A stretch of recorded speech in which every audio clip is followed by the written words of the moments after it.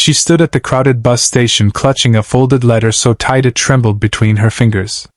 A navy duffel bag rested beside her, still carrying the warmth of the home she left behind. People rushed past, families laughing, teens on phones, couples arguing, but she heard none of it. Her chest felt hollow. Her eyes burned. She had promised herself she wouldn't cry, not here, not now. But grief doesn't respect uniforms. And as the tears began to gather, threatening to spill, a tiny hand tugged gently on her sleeve. When she glanced down, she saw a little girl with messy braids, bright eyes, and a pink backpack shaped like a rabbit. "Please don't cry, ma'am, you can borrow my dad," the girl said softly, pointing to a man in an old army jacket standing a few feet away. And in that instant, one sentence from a child, everything that had been drowning her for months shifted. Because sometimes the person who saves you is the one you least expect. The morning had started with a quiet ache that no amount of discipline could suppress. Navy Petty Officer Erin Walker arrived at the station 2 hours early, rehearsing the same words she had repeated for weeks. "Stay strong." She kept her shoulders squared, her jaw steady, her breath even. But beneath the surface, she was barely holding together. This deployment wasn't like the others. It wasn't just the fear of danger or the exhaustion of another long separation. It was the aching emptiness waiting for her at home. Only 3 months earlier, she had buried her mother, the only family she had left. Her father had passed years before. And the house she once returned to after missions now felt like a museum filled with echoes. She had planned to keep her emotions sealed tight, but grief plays by its own rules. When she sat on the cold bench at the bus platform, the letter she received the night before, her mother's letter, found in an old box by a neighbor, felt like a final goodbye she wasn't prepared for. She opened it again despite knowing every word. "Be brave, Erin. You've always been braver than you believe." Her mother's handwriting, shaky yet certain, cut straight through the armor Erin had built. The tears stung before she could stop them. She covered her face with her hands, hoping the world wouldn't see a soldier breaking. But the world did see, or at least one small part of it did. A gentle tug came from her sleeve. At first she thought it was just someone brushing past, but the second tug was deliberate, soft, almost comforting. She lowered her hands and looked down at the little girl staring up at her with an innocence so pure it made Erin inhale sharply. The girl's braids were uneven, her shoes scuffed, but her smile, warm and shy, was the kind that could soften any hardened heart. "Please don't cry, ma'am, you can borrow my dad," the girl said again, her voice sweet and steady. She pointed to a man standing nearby, watching the buses like someone who had been waiting too long and saying too little. He wore an old army jacket, weathered from years of use. He had the quiet posture of someone who had seen enough of the world to understand its heaviness. Erin blinked, confused and embarrassed. What do you mean, sweetheart?" The girl stepped closer. "When I cry, my daddy hugs me and it makes it better. He's really good at hugs. He says soldiers need hugs too." The child's words landed with surprising weight, disarming Erin's practiced composure. It was the innocence of compassion, something Erin had forgotten existed. The man walked over, concern etched in the lines around his eyes. "Sophie," he said gently to the little girl, "did you bother the lady?" "No," Sophie insisted. "She's sad. You help sad people. That's what you do." He gave Erin an apologetic smile. "I'm sorry. She has a habit of recruiting me into things." But Erin shook her head quickly, wiping her eyes. "No, she didn't bother me at all. She just surprised me." Her voice cracked despite her effort to keep it steady. The man crouched down so he was at eye level. "Ma'am, you all right?" It was a simple question, but one she hadn't allowed herself to answer honestly in months. She opened her mouth, but no words came. Instead, more tears welled up, silent, unsteady, uninvited. He didn't hug her, not without permission, but he placed a hand gently on the bench, close enough to offer comfort without crossing a line. "You don't have to be okay right now," he said quietly. "People forget that soldiers are human too." That sentence alone unraveled something inside her. The crowd faded. The noise dimmed. For the first time in a long time, Erin felt seen, not as a uniform, not as a rank, but as a person carrying pain she couldn't put down. Sophie climbed onto the bench beside her, leaning her tiny head against Erin's arm like they were old friends. "It's okay to cry," she whispered.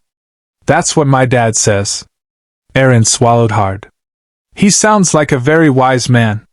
Sophie nodded proudly. "He is. And he's strong too.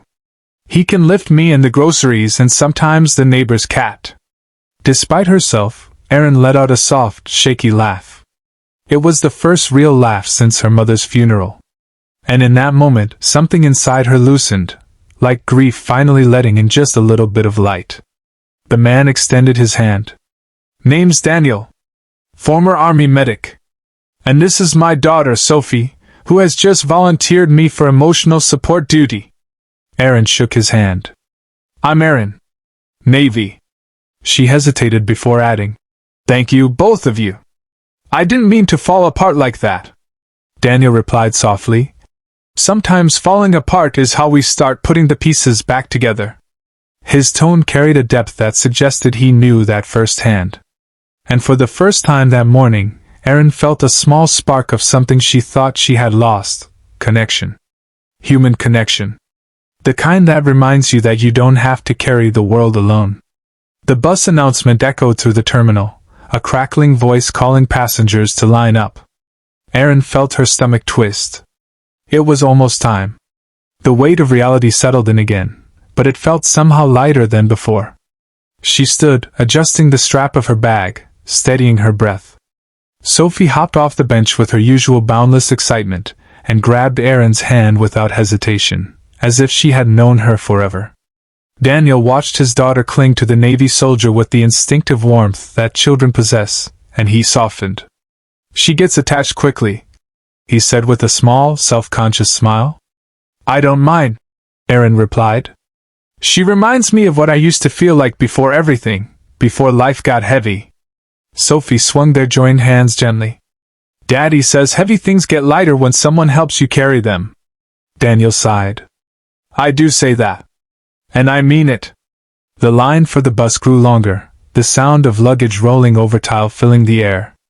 Erin felt time slipping too fast, like sand through her fingers. She wished she could freeze the moment just a little longer.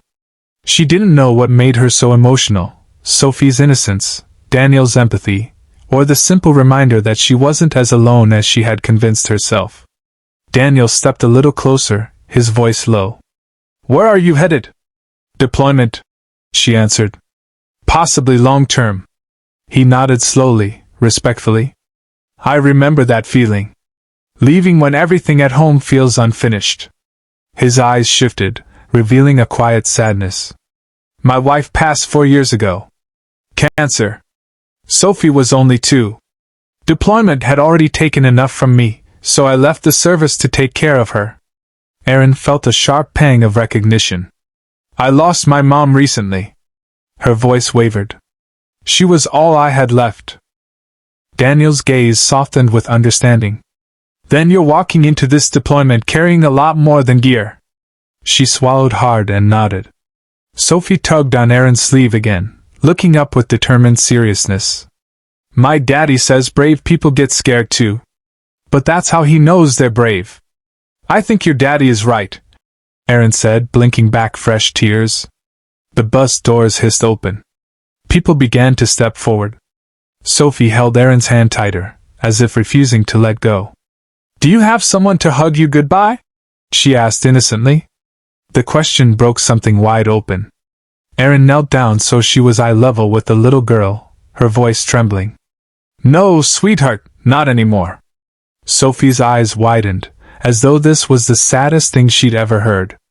And without waiting for permission, she threw her small arms around Erin's neck. Erin froze for a moment, overwhelmed, then wrapped her arms gently around the child. The hug was tiny but warm, warm enough to melt the cold ache inside her chest. Daniel watched, and something in his expression shifted, an emotion caught between pride and heartbreak. When Sophie finally let go, she whispered, "I hugged you extra big." That's how my mom used to hug my daddy. Erin's eyes burned. She wiped them quickly, but the tears kept returning. Thank you, she whispered. You don't know how much I needed that. Daniel cleared his throat. If you ever need someone to check in on you. I mean, if it helps to have someone who understands military life. He paused, unsure. You can write to us. Or video call. Sophie loves making new friends. Erin hesitated, not used to letting people in. But the sincerity in his eyes, the kindness in his daughter's smile, it all felt like something she was meant to accept. I'd like that, she said quietly. Sophie clapped happily. Yay! Now you have a hug family! Erin laughed through her tears. A hug family? Yeah, Sophie said proudly. People you borrow when you're sad. The bus driver called. Final boarding! Erin stood, her resolve steadier now, not because she wasn't hurting, but because she was reminded she didn't have to face the world completely alone. She glanced at Daniel and Sophie one last time.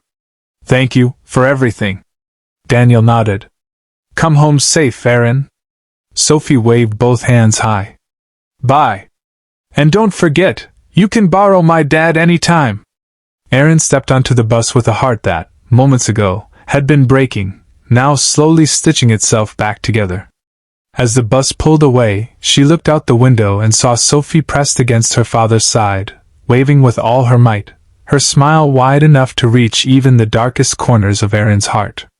And for the first time in months, Erin whispered a promise to herself, not just to return home safe, but to return to the people who, for a brief moment in a noisy bus station, reminded her what hope felt like.